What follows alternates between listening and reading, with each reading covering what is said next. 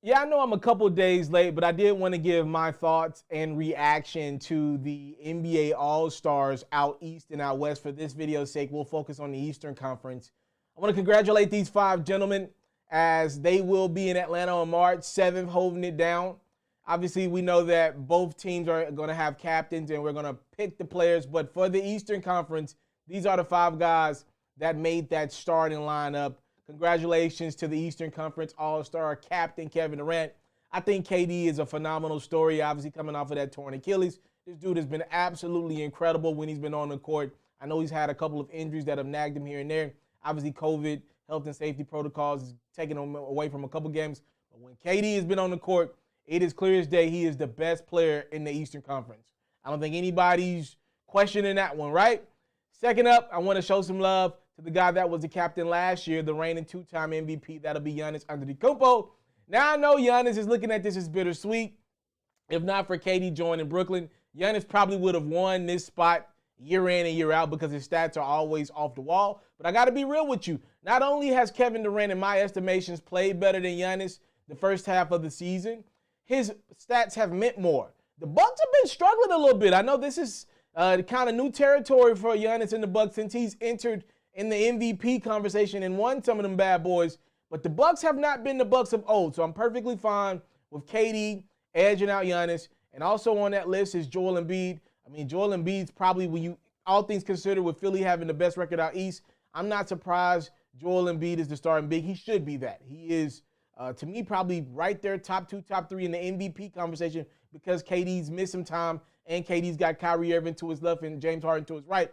With that being said, Joel Embiid has clearly been the leader of Philly. He just went for 50 last night, and he's consistently putting up big-time numbers. I think he's went over 40 3 or 4 times this year. Obviously, we know the impact that he's always had on the defensive side of the ball. Offensively, his talent has gotten better, and he's in the post more under Doc Rivers. Still loves that perimeter, but he's in the post more this year, and I'm not mad at that forward. I mean, it don't get any better than that. I'm talking about historically speaking.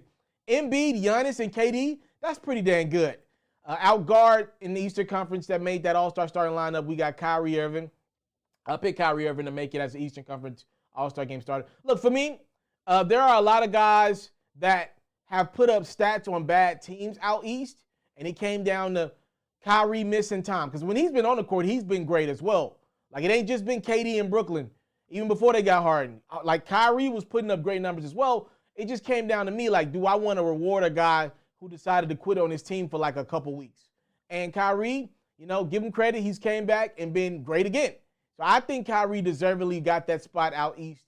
And then last but not least, this is the one that I had wrong. I think a couple weeks ago I said James Harden would be this spot.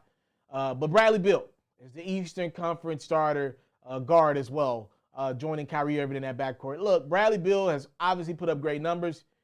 His Wizards team has been awful over the last few years. I will give the Wizards credit. When I did this predictions for the Eastern Conference starters a couple weeks ago, since then, the Wizards have won a few more games. They've been a lot more competitive over the last few weeks. I don't know what you could attribute that to. I think Russ has been playing better. Also, I think guys have just kind of realized, oh, crap, the trade deadline is coming up. I don't want to move midway through the year. My kids are in school, all that great stuff. So I think that might be a part of why the Wizards are playing better ball. Also, remember, they missed a few games due to COVID. I think that impacted their team as well. But Bradley Beal has been the one consistent. Every night you can pretty much put him on the board for 30, averaging over 30. He's been great. I don't think Bradley Beal gets enough credit for just how reliable and how loyal he's been to that Wizards franchise when they probably didn't deserve it. Now, I don't like Bradley Beal's defense, but most guards out east don't play defense, if you want me to be real with you. So, hey, congratulations to those 5 people. Like I said, I would have been fine if Harden got all 3 of that Brooklyn Nets tandem in that starting lineup. But, Beal, Harden missed some time. He didn't play. Not only was he in Houston for the first few games of the season, the Western Conference, he wasn't playing well in Houston either. He actually wasn't playing well. So, all things considered, I'm fine with Beal, Kyrie, and then obviously those forwards. Those should be the 3 guys. Y'all let me know what y'all thought about the Eastern Conference All-Star starters. I think they got this one right. Now, here's the thing. So KD and LeBron are going to be captains. We'll get to the West in another video. KD's got to pick Kyrie with his first pick, right? So that's the thing. LeBron ain't going to have AD as an all-star game starter this year. So he ain't got to worry about picking AD, which means LeBron can go get Kawhi or somebody who I believe is better than Kyrie, right? So that would be interesting. I think LeBron's going to probably pick Kawhi first because KD's got to, no matter who gets number one pick, KD's got to pick Kyrie Irving first, you think, right? So y'all let me know how y'all think these things are going to play out. We'll talk about my reserve picks because I think they get announced in like a week's time. But I want to do one last prediction of the guys that I think will make the Eastern Conference reserves in another video. I thank y'all so much for the time, love, and support. The fans and the media and the players got this one right. I'm out.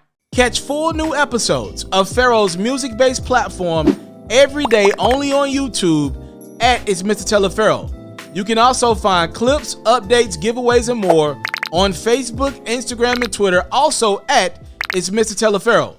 For all basketball fans, make sure you tune in to FERRO's daily highlights, reports, and commentary on YouTube at FERRO, and even more updates on Facebook, Instagram, and Twitter at FERRO as well.